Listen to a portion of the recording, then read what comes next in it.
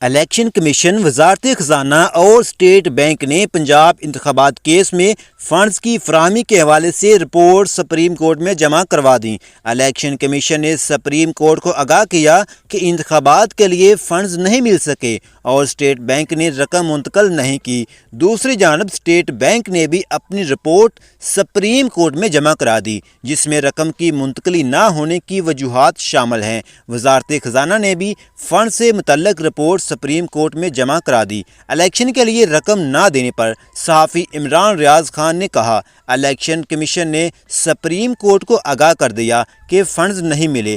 اب دیکھنا یہ ہے کہ سپریم کورٹ کیسے اپنا حکم منواتی ہے یا پھر یہ ملک بغیر آئین کے چلایا جائے گا۔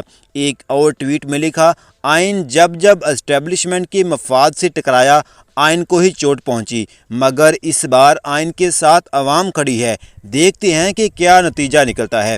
اعتزاز احسن نے کہا، سپریم کورٹ کے سامنے اس حکومت کی اور وزیر اعظم کی کوئی حیثیت نہیں۔ سپریم کورٹ کا حکم سب کو ماننا پڑے گا، ورنہ نااہلی کے لیے تیار ہو جائیں۔